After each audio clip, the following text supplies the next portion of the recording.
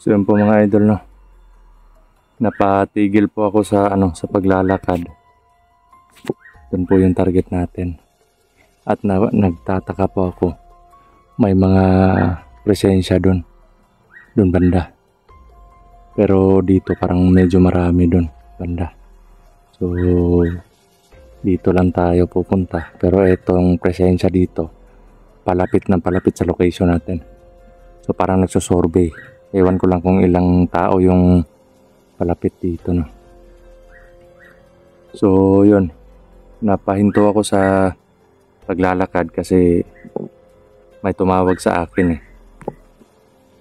May tumawag sa akin na kasama ko dati at kilala niyo po yan si si Bunso Dudoy, no. Si Dudoy yan. Kasi nakita niya yung mga video, ako lang daw mag-isa nag-explore at yun, na din siya, parang naapektuhan din siya dun sa mga batang nawawala ngayon. Kaya sabi niya, kuya, pag may lang sana ako, pag may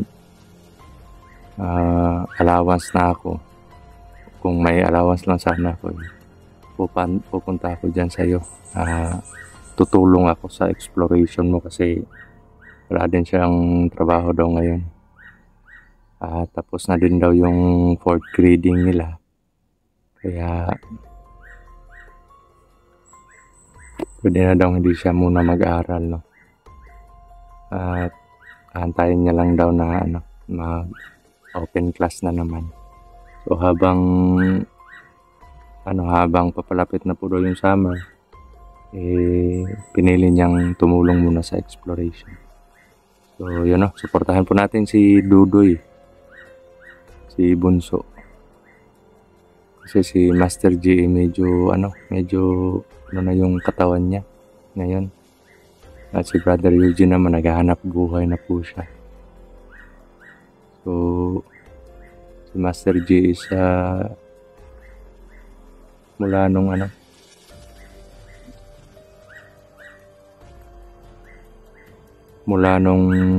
na mild stroke siya, parang nanginginig na yung katawan niya pag napapagod siya. Kanina pa ako sinusundan ng ibon na to, mga idol. Yan. Kanina pa ako sinusundan yan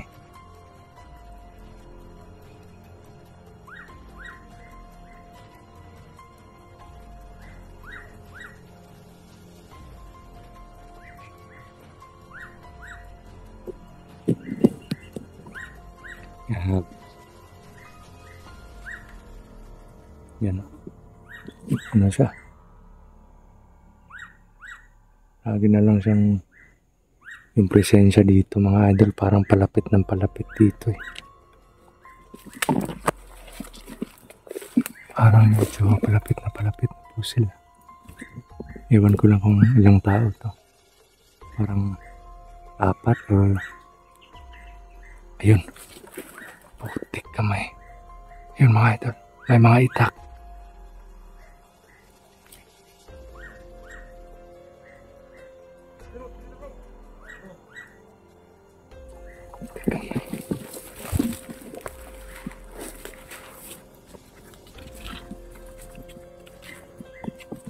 Parang nagsasorby po sila. Parang sila yung nagbabantay sa ano na to.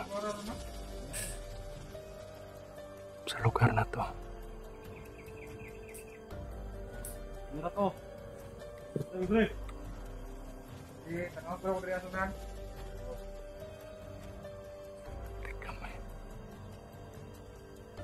May mga sila. Dito sila na-assign, mga idol, no.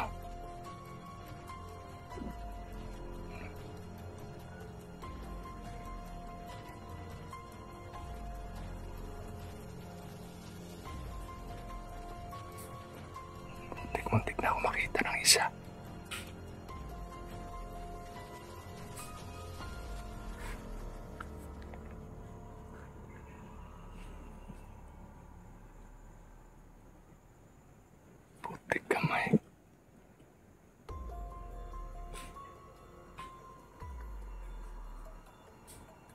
Iikutan natin yan mga idol. No? Papatayin natin yan. Hello kayo.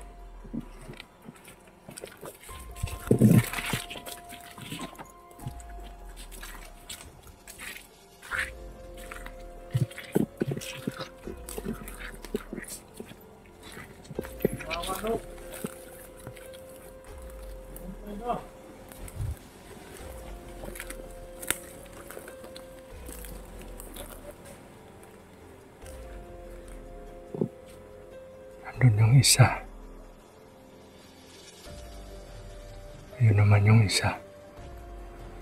Silent kill natin kung kaya. Makikipaglaban tayo kung kaya natin. Oh. Kakayanin yan. Tiwala lang tayo.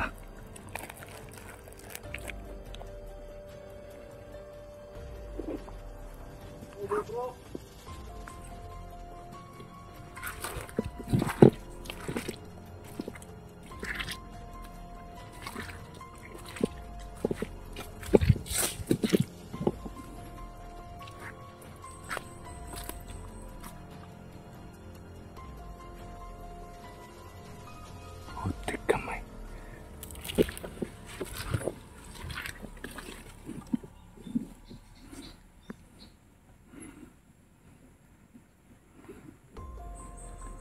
Hirapan ako nito kasi dalawa sila eh.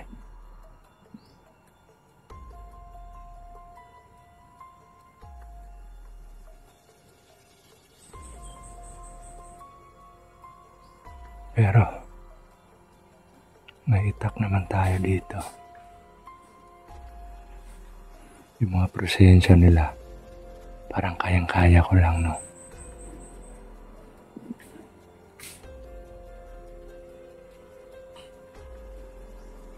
Yun, no?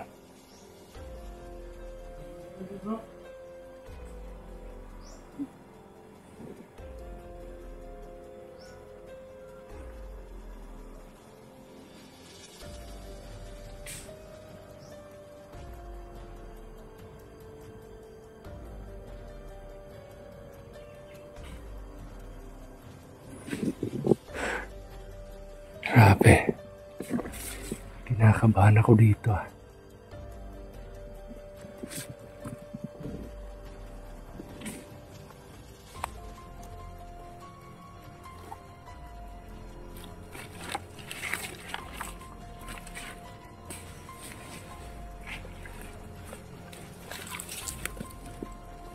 Nakakabahan ako sa ano na to. Dalawang to. Baka matsambahan tayo. Pero ang iniisip ko po eh, paano na lang yung mga batang pwede nilang biktimahin. Kaya nalaban po tayo, no?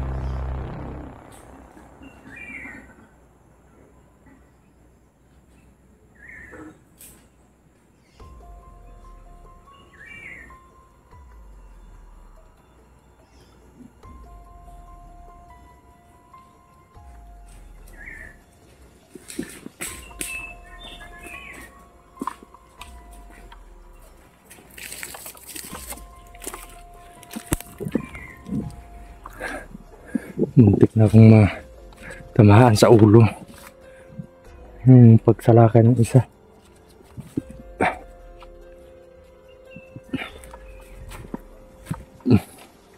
Liig tsaka tiyan yung tama ng mga taon to. Pupuntahan po natin yung mga presensya doon banda, mga idol. Grabe. Ano? Tinago ko lang yung ano nila. Yan. Mga itak.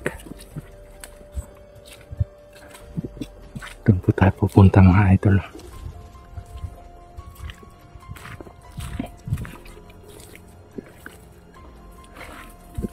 Tandahan na po tayo.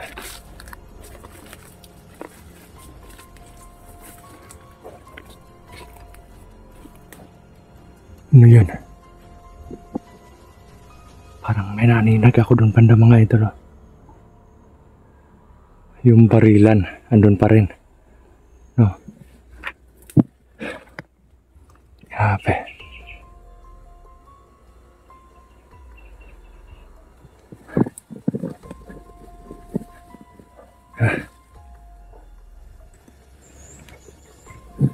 May nakita ako doon eh.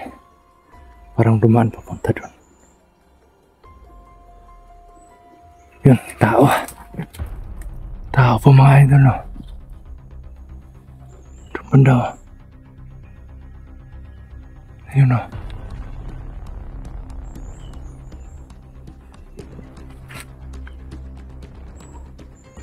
Yun. May dalang baril. Putik kamay. May nagpuputukan doon, may taong may dalang baril na naman dito. Putik kamay. Titignan natin. Parang dalawa sila mga idol eh. May mga dalang baril. Putik, mahirapan kung umabante nito.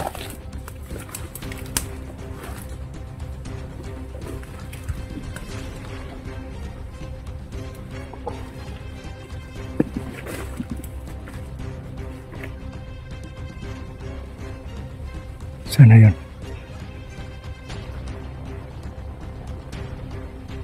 Wala. Yun o. Yan.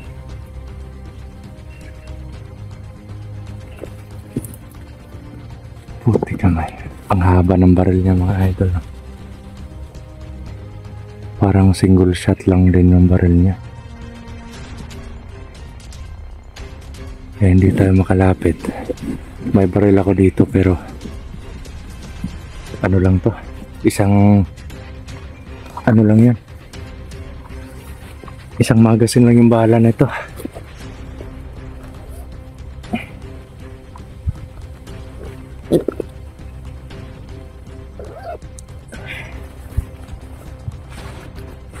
Kamay.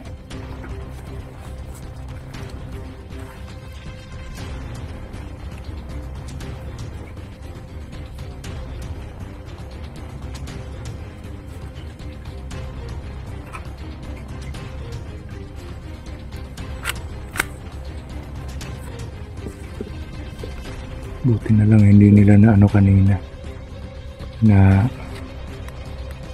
buti na hindi nila natiktikan kanina.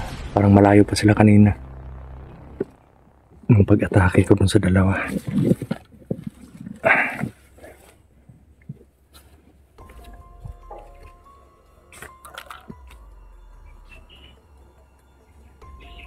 Buti kamay.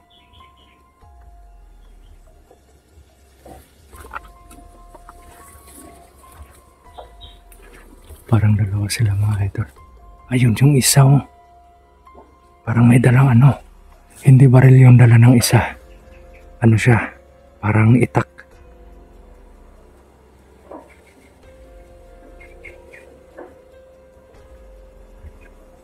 Itak nga. Ang laking itak.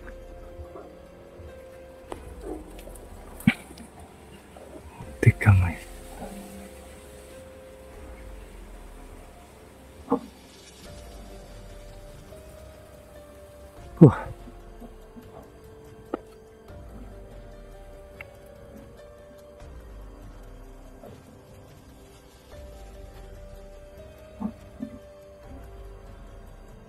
Grabe. Hahanapan natin ng paraan para mapatay natin yung dalawang mga idol. Hindi nila wala silang kaalam-alam na bulagta na yung dalawang kasama nila. Kailangan may nahon lang tayo sa pakikipaglaban.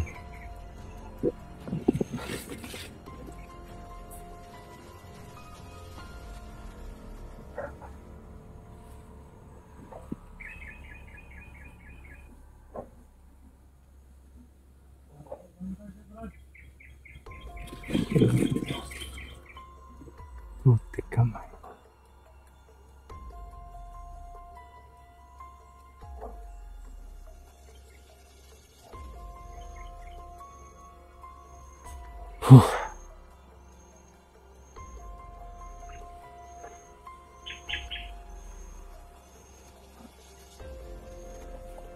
Gagapangin natin yan mga idol, no?